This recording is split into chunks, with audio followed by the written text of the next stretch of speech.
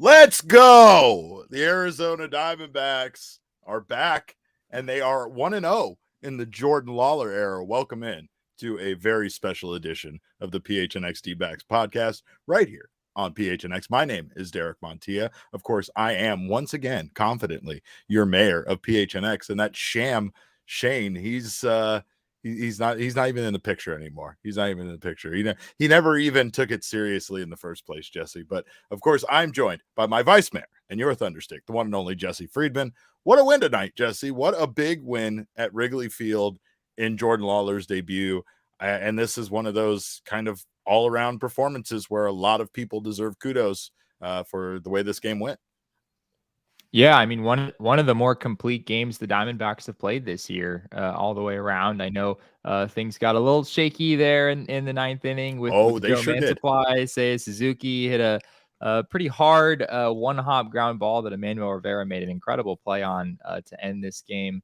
But yeah, all the way around, this was a solid effort for the Diamondbacks, and they came in against a really hot Cubs team, a team that I believe had won 4 games in a row coming into this series, and the D-backs controlled this game from the very beginning. Tommy Pham hit a home run in the first inning. D-backs had the lead the entire way, and they never lost it. They didn't. And as interesting as it got there in the ninth inning, essentially it still wasn't in danger of the tying run coming to the plate or ever really getting into that, into that point. But it felt there momentarily like we were going down that path. Luckily, Torrey pivoted and went to his closer, Paul Sewald, there to close things up. He didn't mess around with a very dangerous lineup there that the Chicago Cubs have. But Ryne Nelson really had himself a day. And I mean, he got a lot of help from his defense. He got a lot of help from the wind, but he got a lot of help from the baseball gods, right? Because he gave up 8 batted balls with exit velo of over 95 miles per hour. And yet he only gave up 2 hits in this game. A lot of those were in the air too. Those weren't just, a bunch of guys beating the ball into the ground. As you said, I think the wind might have been a factor to some extent tonight at Wrigley. Bob was talking about that. Brenly was saying how that you could notice it was noticeable due to the scoreboard there, I think in left field, that if you hit it at the scoreboard, there was kind of like a gap of no wind that scoreboard kind of helped out with, but otherwise it was kind of pushing balls in. And we saw that there were a lot of balls that we heard a lot of gasps from the crowd there at Wrigley, and they fell very, very close to the wall. But luckily for the Diamondbacks, they fell short, fell on the warning track. A lot of fly balls that went far, but didn't do any damage. Yeah, I don't know if I was necessarily super impressed by Ryne Nelson tonight. In all honesty, Fair. he only got 3 whiffs in this game. He didn't get any whiffs on the slider, which is the main pitch that, pitching coach Brent Strom has been talking about as being big for him and something he's been working on during his time in AAA. So we didn't necessarily see that translate in a sense. He did get 5 called strikes, I think, on the slider, which was good, helped him in some certain situations. It wasn't a useless pitch or anything in this game, but he still heavily favored his fastball, right? I mean, he threw his 4-seamer almost 70% of the time in this game, which is something I know the D-backs have been kind of trying to get him away from. So yeah, all in all, I wouldn't say this was Ryne Nelson returning to form or, turning things around necessarily. He kind of looked like the same guy that we saw a couple weeks ago, but in his defense, he was around the zone. He was consistently throwing strikes. I know he had a couple walks in the game early, but after that, he really tightened things up. He was around the zone for the vast majority of his outing, and sometimes that works. Sometimes the batted ball gods are in your favor a little bit, and if you're getting a little too much of the zone at times, there's some hard contact against you. As long as you're consistently in the strike zone, you're going to make opposing teams earn it. And, the Cubs, you could argue, did earn more than what they got today. But fortunately for Ryne Nelson, they only had 2 hits and 1 run against him in this game. 5 2/3 innings pitched, 2 hits, 1 run, 1 earned, 2 walks, 3 strikeouts. And like you said, not super and not a very impressive outing, but you have to factor in that this has been a Chicago Cubs team, a lineup that has made a lot of noise against a lot of starting pitchers. I think that the way that the bullpen, and this is insane, this feels crazy for me to say, Jesse, but like the way the bullpen has been performing as of late, Torey felt like he could put his trust in them instead of really letting Ryne Nelson maybe go through the lineup a third time too much there, and that's why we saw him get pulled at 5 2/3. But I still think that, even if the baseball gods are in your favor, what he did was gave the team a chance to win tonight and didn't give up. He gave up 1 run. He gave up 1 run to a potent offense in the Chicago Cubs. And on the flip side, I think D-backs hitters were all over Assad, their starting pitcher, the Cubs starting pitcher. They absolutely were. Absolutely. It was just quality at bat after quality at bat. I know Corbin Carroll tried to stretch a single into a double at one point in this game. There was a home run hit shortly thereafter. So the D-backs could have had, 1 extra run in there just because of that. But yeah, all in all, their at bats were really good against Assad throughout this game, I thought. And, Assad was kind of an interesting. It was interesting just kind of looking at his numbers coming into the series. He had a mid-2s ERA, but like I think I said in our show earlier, the peripherals didn't really line up with that. It was sort of, I at least personally was kind of wondering exactly what was going on, what was allowing him to have as much success as he was having. And, we saw him have a little bit of an off game here tonight against the D-backs. And I think that the quality of the at-bats, the patience of the at-bats against him, was a really big part of putting him in that position. Well, and in Ryne Nelson's defense, by the way, I think it was our very own DFA candidate Cogs who had said that, or posted a screenshot of Ryne Nelson kind of, dancing around the zone pretty well, but hitting the edges and hitting the corners and not getting the calls in this game. So that may have contributed also to the fact that he didn't have, impressive night numbers wise, but a win is a win, especially in this series that is so crucial for the Diamondbacks. And considering they have so many games against this Cubs team, a start by Ryne Nelson that they win in a series where Zach Gallen and Merrill Kelly are both pitching, it's a very good start. It's a very good start. But you brought up the offense, and offense, defense, the main story tonight is Jordan Lawlar making his major league debut for this team. And Jesse, he did not look like a minor league player making his debut in Major League Baseball. He very much, absolutely looked like a major league ball player in this game. I know there was questions at times about his defense, but I saw nothing tonight that would make you question Jordan Lawlar's ability to play shortstop. He was absolutely tremendous out there. He really was. Yeah. He was slick. He was just smooth. It just Very seemed smooth. like he seemed comfortable. He seemed confident. There was a double play that he turned early in this game that was a little odd. I know he and Cattell at second base got a little crossed up on who was covering the bag. I think it probably should have been Cattell, but the throw was a little bit off. Jordan Lawlar steps in and turned it into a clean double play. And then the highlight play of the game for him, I think, came in the 4th inning, a Nico Horner ground ball, Lawlar ranging to his right. It was impressive. He was making a pretty long throw by the time he got to that ball, and he threw a strike to Christian Walker. It was, it seemed like he had pretty decent arm strength. He had some zip on it, and he was able to get the out. And Nico Horner, certainly gets down the first baseline pretty well. So I was impressed with what I saw defensively, which made it a little weird late in the game when Torey Lovullo replaced Lawlar after his 4th at bat with Emmanuel Rivera. had him take over at third base, Geraldo Perdomo shift back to short. Obviously, we're not there in Chicago. I suspect that was just a defensive replacement. So yeah, kind of an interesting decision. It certainly seemed like Lawlar was comfortable out there at shortstop, but in those key late game situations in front of a big crowd at Wrigley Field, maybe Torey didn't want to put that much pressure on Lawlar, get guys in there of a little bit more experience at this level. And let's be honest, that's a criticism Torey has received at times when it comes to a lot of players. Like we've typically seen Torey, especially when it comes to like relievers and starting pitchers and stuff, kind of leave them in longer than we would feel comfortable for. We feel like he is sacrificing potentially the results of the game for somebody's development. And you kind of feel like this at this point of the major league season, we shouldn't be doing that. And he's not anymore. That's part of the managing games differently than we've seen out of Lovullo over the last, couple of weeks, I would say. And he's been very vocal about that the way that what he's going to ask of these guys, what he's going to demand of them is going to increase. And they're really going to try to make a push here for the playoffs and beyond. So, I mean, it felt like a fairly good managerial move just to not put your brand new starting shortstop in a high leverage situation that might not only cause him to make a mistake that could cost the team the game, but also might crush his confidence potentially. Right. So yeah, like, there's two potential pitfalls if like that were to happen late, in the game.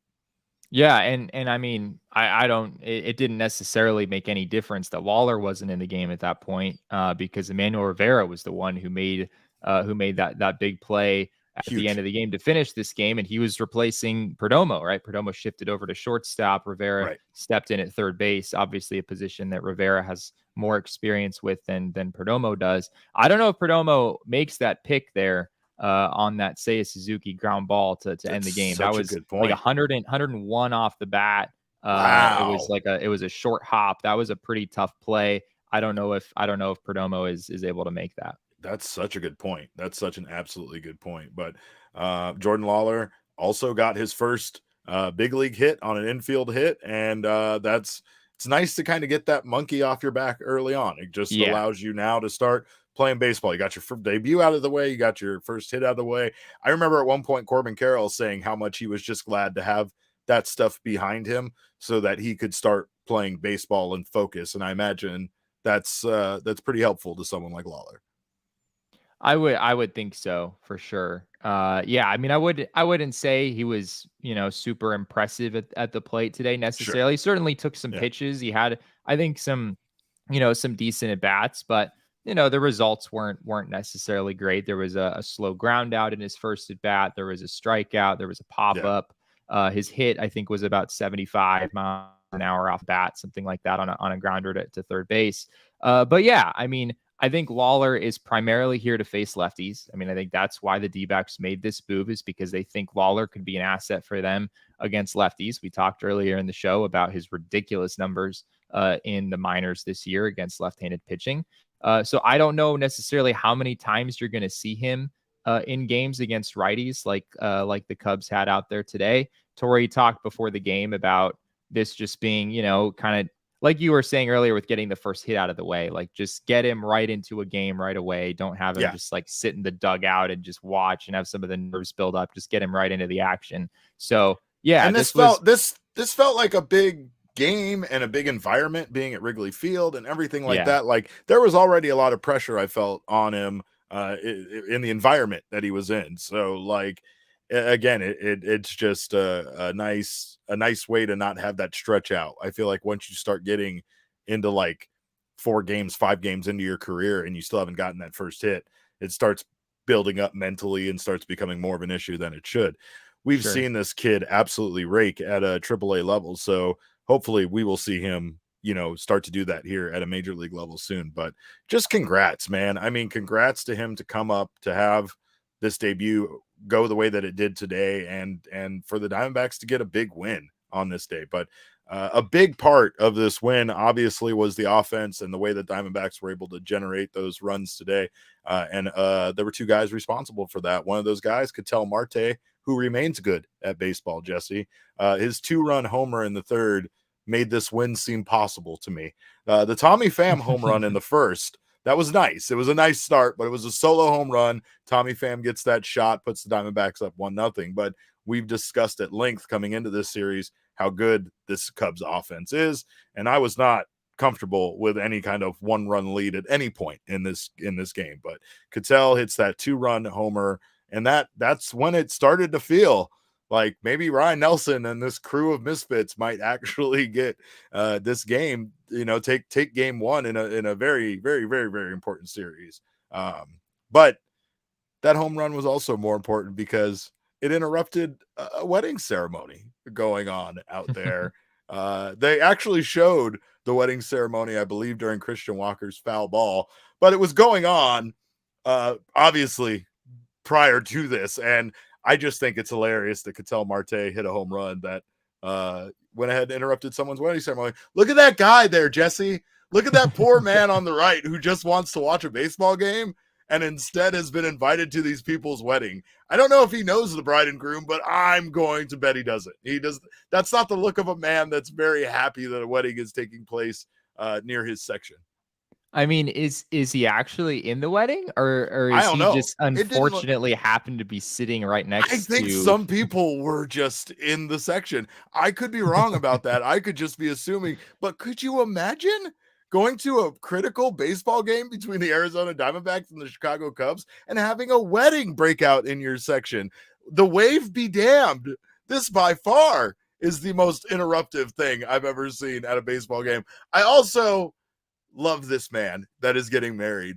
This man that is getting married is living his absolute best life. I don't know who his wife is, but I know she absolutely deserves to have everything she wants in life given to her by her husband, considering that she allowed him to have them get married at a baseball game with a tuxedo that had a Cubs jersey sewed in the back of the velvet jacket you were wearing.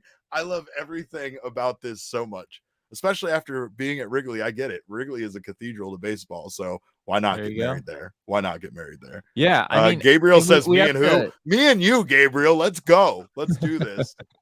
I just want to make it clear, this was not an engagement, right? That happens at baseball games all the time. All the time. This isn't some guy to our audio listeners.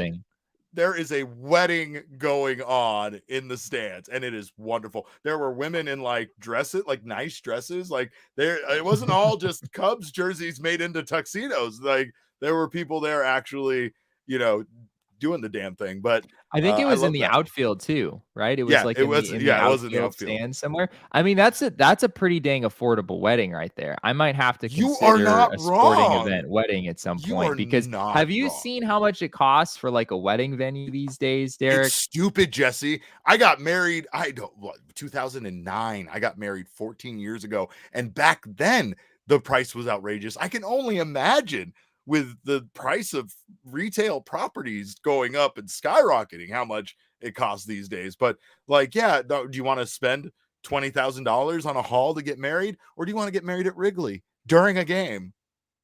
I mean, it was probably pretty dang affordable. What, like $40 bucks a ticket, something like that? Like, it's pretty dang. I'd make the wedding party buy their own tickets. That's what I would do. Everybody's got I'm not buying your ticket. Like, I'll maybe pay for your tuxedo rental. I'll pay for you to have your jersey made into a tuxedo, but I'm not paying for your ticket.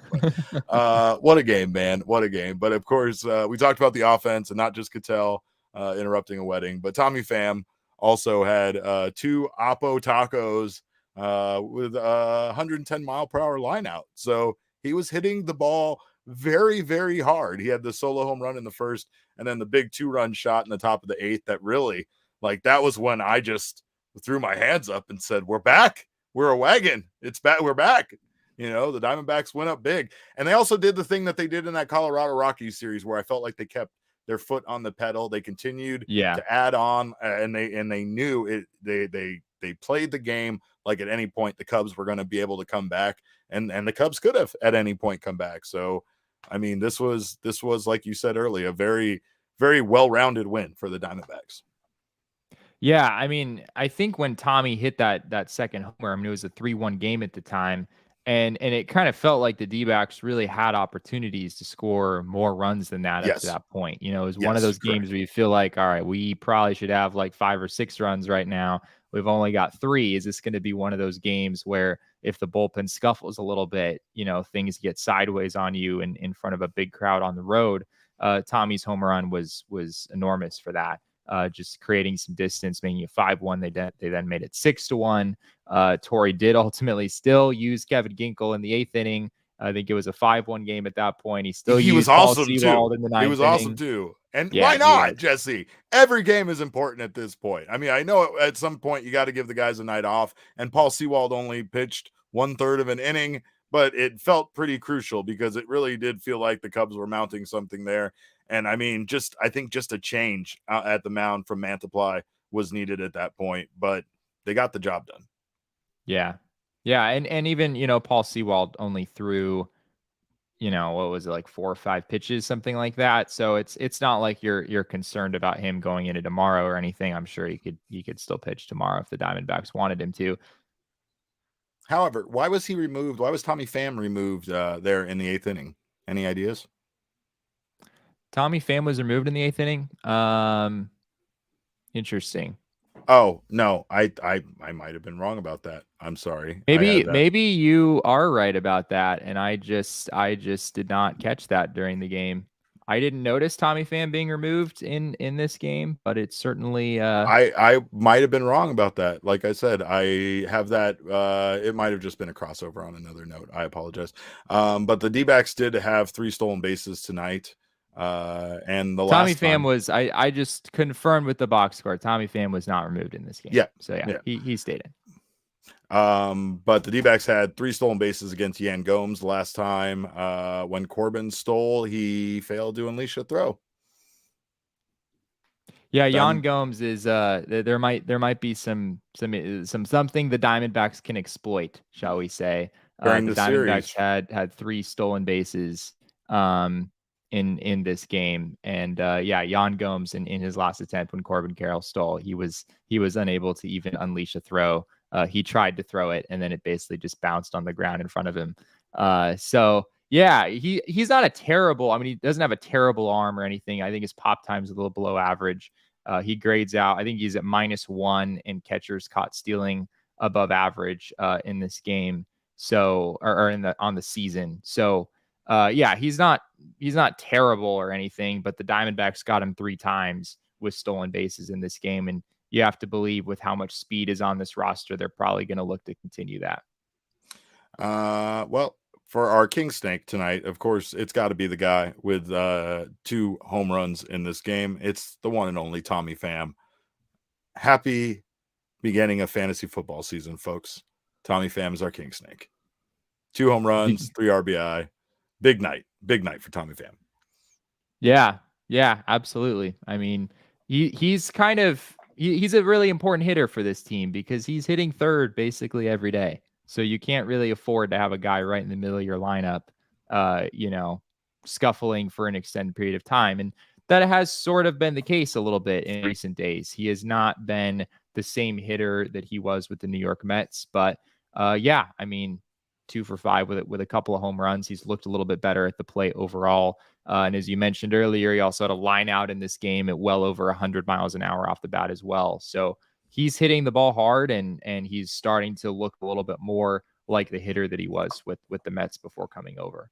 Tommy Pham has an 801 OPS now this season. So not terrible. Not terrible. Hitting 262. So he continues to be a surprisingly good asset for this team and continues to have a major role in the lineup when he's kind of slotted in there in that 3rd spot in the starting rotation. And that seems to be a spot Torey Lovullo likes him at. So, well, we thank you guys so much for being here in the PHNX Sports YouTube channel. Obviously, we did a special show. We wanted to make sure we covered Jordan Lawlar's first game, and it did not disappoint. So if you haven't subscribed to the channel yet, make sure to do so now. Sign up for notifications. That way you don't miss whenever we go live.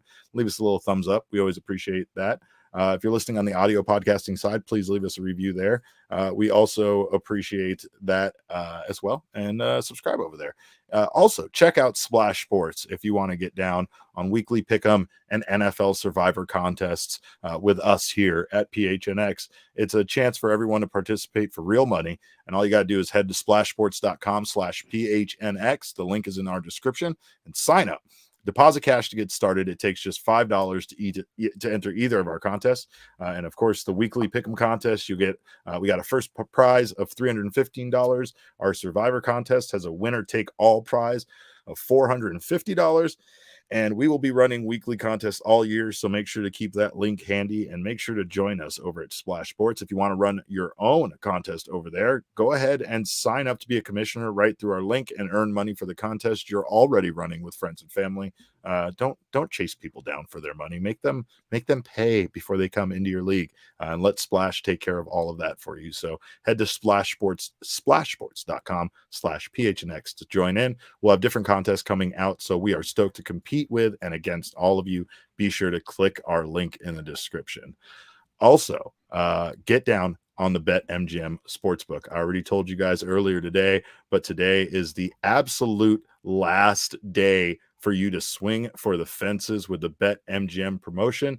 Get down on the BetMGM Swing for the Fences promotion. It's as easy as logging in to your BetMGM Sportsbook account, choosing an area of the strike zone, and of course, just seeing if you get a single, a double, a home run, or a pop out, and you will receive the prize associated with that type of hit. It could be a boost, it could be bet insurance, it could be anything. So prizing must be used on MLB and does expire in 24 hours. And today is the absolute last day to get down on it. So make sure you sign up for BetMGM if you haven't done so already, and use bonus code PHNX. Come on over here to BetMGM and join us. There's a few different offers depending on where you live, but depending if you place your first BetMGM Sportsbook wager through BetMGM Sportsbook mobile application of at least $10, you will receive $200 instantly in additional winnings regardless of your wager's outcome. So make sure to sign up for BetMGM and use bonus code PHNX.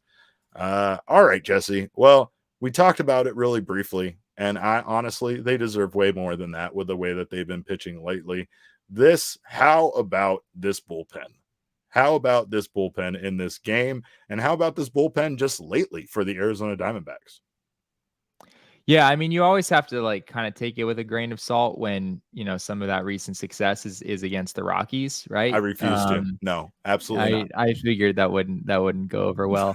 But yeah, it's been better for the Diamondbacks, right? Ryan Thompson has really settled in to what is essentially a high leverage role. I know that he has not been with the Diamondbacks very long and was in the minor leagues as of about 2 weeks ago. But the Diamondbacks have inserted him into, he's not the eighth inning guy. I think Kevin Ginkel and Paul Sewald are clearly the two highest leverage arms in this bullpen, but Ryan Thompson is kind of right in there. He's kind of right in that mix. And he's looked pretty good for the Diamondbacks. Once again, a very uneventful inning from him in this game. Andrew Saalfrank continues to look pretty good as well. He came in and retired Ian Happ in order to get out of an inning at one point. So yeah, other than Joe Mantiply, who obviously wasn't fantastic in this one, he gave up a run on 3 hits. This bullpen was solid in this game. And that's huge for this Diamondbacks team, right? As of late, when they have been struggling, it really hasn't been because of the bullpen. It's been more so because of the starting pitching, which we've talked a lot about recently, and how rough that's been in recent days. Ryne Nelson obviously had a good bounce back outing today, so it's going to be huge for this team going forward down the stretch. I mean, how many of these 50-50 games in the 7th, 8th inning, how many of those games are you able to turn into wins? That's really what the season could come down to. And over the last few days, it's looked pretty good for them. When you look at Ryan Thompson coming over as an Arizona Diamondback, he has not given up a run since coming over here. He has given up precisely 1 hit in 4 1/3 innings pitched, and his batting average, opponent batting average, is like 0.8, maybe even lower than that. But he's 0.8. 0.8, like point Uh, 0.08, point, like point 080. oh Is that eight, what we're point saying? oh eight, yeah, point Okay. zero, Okay. 0.08. Point 0.8 would be like an 800 batting average. No, That's no, not no, what you're no. I going think I for. said 0.08. I think I said it right. I think I said it right, but I'm usually wrong about these things, and you're usually right. But I mean, yeah, it's just Mantiply, yes, made things interesting tonight, and I understand that. I think that right now the Diamondbacks have options that haven't really had the mileage put on them like that someone like Miguel Castro has. So now Torrey is able to utilize these guys a little bit more freely. We know we've seen him kind of open up to the opener kind of concept with the bullpen, kind of towing the load on a short outing by your starter or your opener, whatever the case may be. But I mean, right now things feel pretty different. I mean, it doesn't. It just it's so many new faces that it's literally not the same guys that this team has been relying on all season long.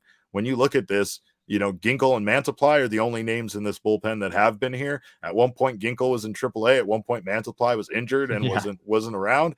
So it's like And this, Mantiply was in AAA too. and He had his Mantiply was own in stint AAA. down there. Yeah, Yeah. absolutely. So it's like at one point, none of these guys were on the roster, and this is the guys right now that are pitching pretty well for Torey Lovullo. And like you said, Ryan Thompson has quickly become a high leverage guy that Torey Lovullo feels like he can count on, even though he's only pitched 4 games now for the Arizona Diamondbacks. Connor says Derek definitely said 0.8. So just No. to we're Well, really on point today, Derek. I'm pretty sure before when you were talking about Tommy Pham exiting that game, was that me putting on our show rundown that Tommy Pham exited this game when he you did did. not? In fact, yeah, You did. we're really, this is what You did. happens when we do 2 shows in a day. Yeah. We're just like spewing off incorrect stats and like We're theorizing about broken. players coming out of games when they actually didn't. Yeah, So it's been a we're in day. peak It's form been a right now. day. To be fair, I'm pretty sure that just got moved down the rundown from the Jordan Lawlar section. But Yeah. yeah, Jesse and I, we're trying our best here, folks. We're trying Be our best. careful with bullet points, kids. You have to make Yeah, sure that like the sub yeah. point is underneath like the right. People know what I'm talking This about. is where your teaching comes into play, and it's perfect. Kevin Ginkel, 2.93 ERA dating back to August, the first game in August that he pitched.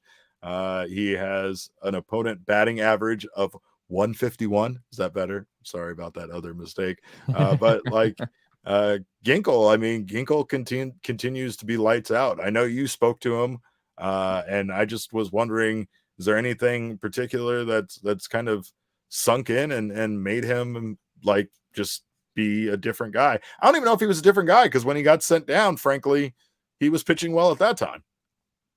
Yeah, I did talk to Ginkel for a while the other day, and yeah, he talked a lot about his balance on the mound. There have been some subtle changes in some of his pitch usage and shapes this year. He's throwing his slider a little bit more. His slider looks a little bit different. Last year it was very heavy vertical movement, not much horizontal. This year it's still very heavy vertical movement, but those two things have come into balance a little bit more. Has a little bit more 2-plane break than just being more of a straight down pitch. But yeah, it didn't really sound like those were intentional changes in like a pitch shape sense or even a pitch usage sense. It sounds like the biggest thing for Ginkel this year has just been his balance on the mound. And he talked to me about, when you watch a guy like Jacob deGrom pitch, for example, just like the sort of harmony of every moving part as part of your pitching motion, right? Everything just kind of works together and flows together, and it just sort of looks good all together. And Ginkel felt like he might not have been quite to that point, and this season he's put some work in on that front, and it sounds like that's been a big part of his success this year. And that was a topic once again that Brent Strom brought up the other day when he was talking about working with Seawald and Zach Gallen, and he was talking about more importantly your like the balance body kind of evening out. We brought this up, the glove side stuff being just as important because that's where you throw. So if you're kind of tilted like this, you're throwing up. If you're tilted down, Right. and it makes sense. It makes sense. But it's also hard to remember at times that pitchers have so many mechanics that they have to perfect and have to remember to basically replicate every time they're out there on the mound, how easy sometimes those mechanics can slightly go off, and then maybe keep going in a direction where maybe you're moving your glove down more and more, you're a little bit off balance more and more every time, and you just that's contributing to the lack of success, especially with these guys that like Zach Gallen at times, where it just seems to be kind of a mystery why he's a different guy on this day than it was the last time that we saw him out when he was so dominant. Yeah, there's a lot of little things, right? That pitching coaches notice, and a lot of people watching games have no idea what's going on, right? A lot of times it's really subtle. And we've seen Zach Gallen. I mean, just like being up in the press box the last few days when the team was here in Arizona, seen a lot of Zach Gallen, kind of messing with that, and trying to make sure that his balance when he's on the mound is where it should be. And like you said, he's not like tilting at all in any particular direction when he delivers a pitch. So the D-backs need Zach Gallen to be Zach Gallen, and he gets the ball once again tomorrow, and it's going to be really big whether he's able to kind of bounce back from two pretty rough outings. An early start on that one. Is that a 11? Is it 11:20? 11:40? 11:20. Yeah, 11:20. It's the Wrigley Field thing. 1:20 local time, 11:20 Arizona time. And that will be the rest of the series. So Saturday and Sunday will also be at 11:20, I believe, if that's correct. Yeah, I think so. Right. Well, make sure to join us. We'll be back here for another post-game show tomorrow after tomorrow's game. Of course, we always appreciate you guys being here in the chat. We appreciate you guys hanging out with us in the Discord. And we love you guys for being diehard members. Those of you that have already signed up, if you haven't, come on over and join us. The diehard membership pays for itself. You get all sorts of wonderful content. You get everything that we have to offer. You also get access to our members only Discord lounge, which is the best place to be an Arizona sports fan. You get a members only discounts with our partners. You also get like a $50 gift certificate from Mountain Mike's Pizza. You get a Dobson Ranch card, so much more. Get members only benefits like a free piece of merchandise from the PHNXLocker.com. You get 20% off all future purchases, members exclusive merchandise, and all sorts of wonderful benefits. So become part of our family. Join us over here and get yourself a diehard membership over at gophnx.com. Also, I love the clothes from pinsandaces.com. Pins and Aces is the official golf apparel partner of PHNX and ALLCITY, but I will tell you one secret I have. I don't play golf, not that regularly, but I still buy their stuff because I love it. It's lightweight, it's wonderful, it's comfortable to wear. They got amazing patterns, all sorts of fun stuff to be had. And if you are a golfer, you'll absolutely love everything they have to offer over there. So it's a family-owned golf and apparel business that we absolutely get compliments on all the stuff we wear all the time. They make amazing polos, hats, golf bags, beer sleeves, everything you need for the golf course and everything you need just to live your best life, because everybody needs a beer sleeve, whether you're a golfer or not. So check out everything Pins and Aces has to offer at pinsandaces.com and use code PHNX to receive 15% off your first order and get free shipping. That's pinsandaces.com. Cog says, I like Topgolf. Does that count? That absolutely counts, Cogs. I love Topgolf too, by the way. I love driving ranges. That's the one thing about getting the diehard membership is you get the Dobson Ranch card, then you get yourself some awesome looking gear from our friends at Pins and Aces, and then you just go and hit at the driving range at the Dobson Ranch at Dobson Ranch Golf Course. It's the best thing. I love I don't want to walk a whole bunch, Jesse. I don't even want to get in the little cart and drive around. None of that's appealing to me. I have a driver's license. I own a car. I don't need the little version of it. I like to just sit and drink beers and hit balls hard, and that's what's fun about places like Topgolf. So yes, you absolutely need to do that, and yes, we do need to get a PHNX diehard Topgolf session going. That's on my list. I will add that to the list right now. But also, if you're coming out to any of our events, or if you're just doing anything around the valley, it's hot, it's miserable, we still can't get away from summer, and you need to stop by America's Thirst Stop, which of course is our friends at Circle K. They also have super cheap gas, but you can also get even better gas by joining their Inner Circle membership program. It's going to save you 25 cents per gallon on your first 5 fill-ups. It's also going to get you buy 5, get 6 free, get your 6th one free on a selection of Circle K products, including pizza, coffee, and ice cold fountain drinks. So join the Inner Circle for free by downloading the Circle K app today. Terms and conditions apply. At participating locations, visit circlek.com for details.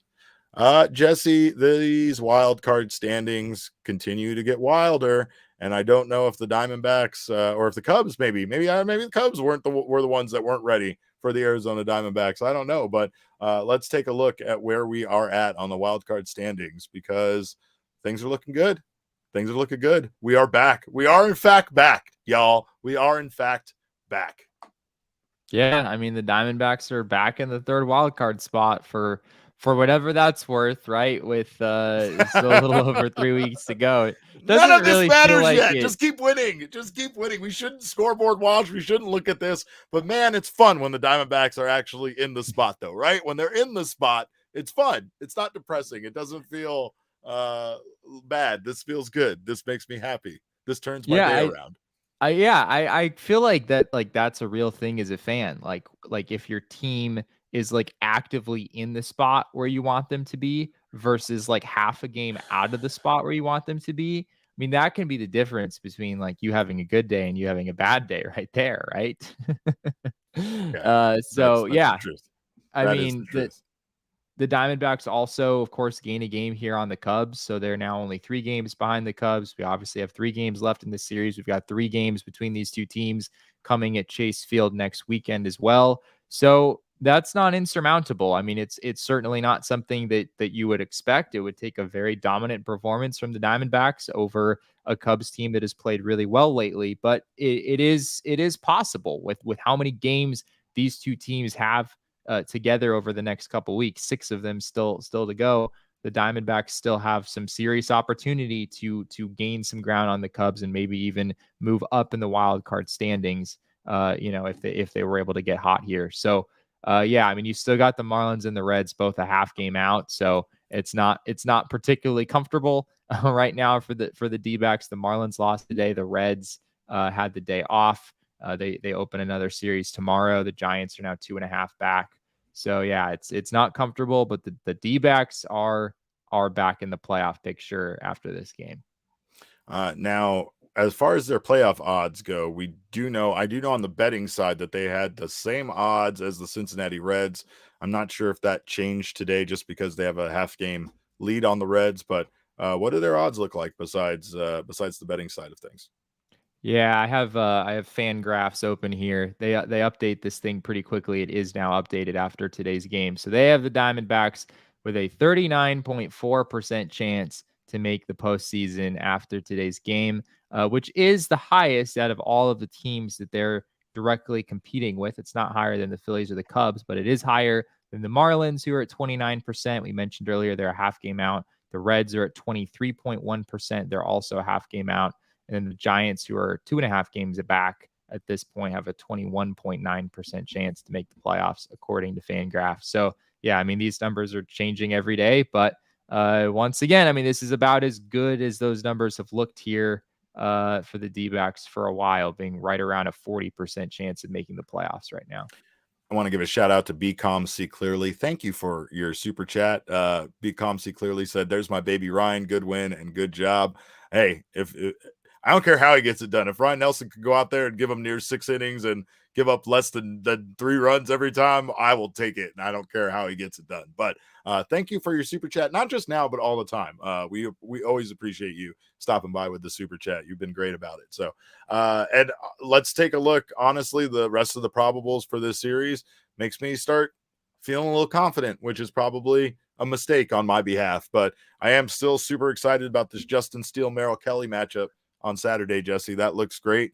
Brandon Pfaadt, we still don't know what we'll get out of him in a start, and hopefully we get the Zach Gallen we want to see on the mound in tomorrow's game.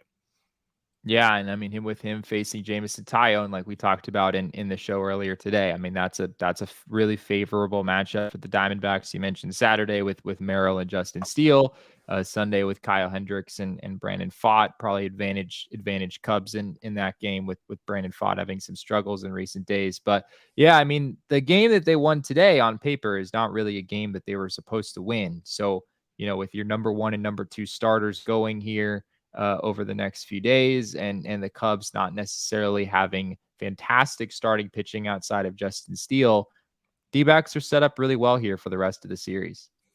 They have a chance to help Zach Gallen in the Cy Young race too, right? Like Zach Yeah. Gallen gets a good outing and they can beat up on Justin Steele.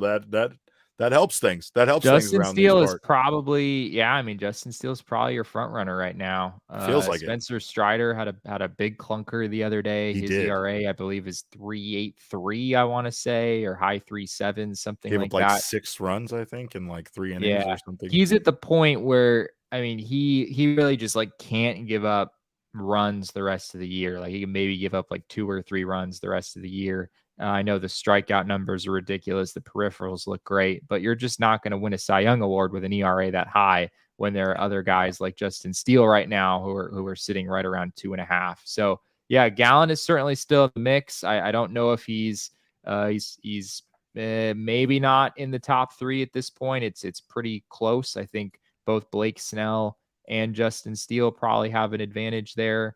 I think Spencer Strider might be below him on the list now, although that probably depends on who you ask. But there's still some time left in this season, right? There's still some really pivotal games that the Diamondbacks need to win. And if Zach Gallen is able to turn things around, if he's able to get back on track, he absolutely still has a shot to make up that ground and come away with this award. We have some updates from the minor leagues, just a couple. Ivan Melendez, which is everybody's favorite Hispanic Titanic, was placed on the IL, 7-day IL.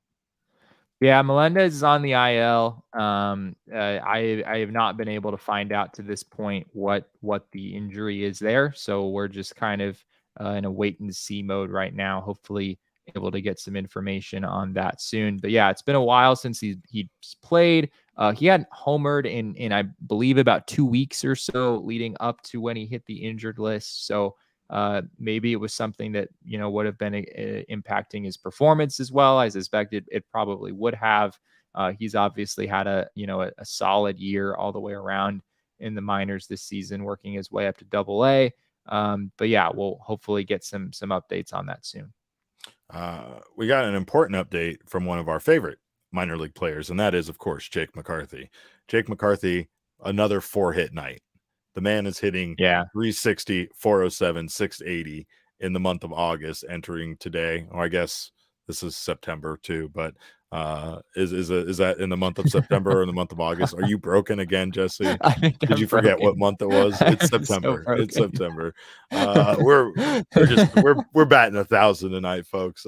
He's hitting. I wrote those numbers so many notes on our show rundown today that are just egregiously false. So I apologize. Yeah, those are his numbers in September. This is your precious Jesse. This is your precious Jesse, chat. The one that doesn't make any mistakes. All right. Anyway. Yeah, I guess I'm human. But yeah, those are entering today. So Jake McCarthy went 4 for 5 in this game. So, those numbers even ticked up from there. He's hit really well in September. And I don't know about you, Derek, but I have to believe that Jake McCarthy is going to find his way back up to the majors before too long. Why isn't he here to take Pavement's spot? And I mean, again, it's hard to address these things respectfully sometimes because again, we are talking about people's livelihood, just like the thing, with Nick Ahmed. But at the same time, too, it comes to performance, and it really feels like, if not Jake McCarthy, that the Diamondbacks still have other options that are better than Pavin Smith. It really just feels like Pavin Smith is like a break glass in case of emergency backup that can serve at different positions should something kind of happen drastically, but he's not in that role. He's actually getting playing time, and that's the part that doesn't really feel like this makes a lot of sense. I mean, the D-backs have 4 outfielders on the roster. They have Emmanuel Rivera on the roster who could back up Christian Walker at first base.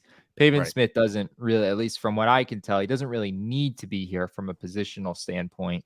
So yeah, I mean, he had a really good stretch in Reno. I mean, I think it was a month or more where he was really, really hitting the ball well down there. The Diamondbacks called him up and, trying to see if they can catch lightning in a bottle and if that success would translate to the big leagues. And so far it hasn't. I mean, Pavin Smith has a 184 batting average on the season with a 629 OPS.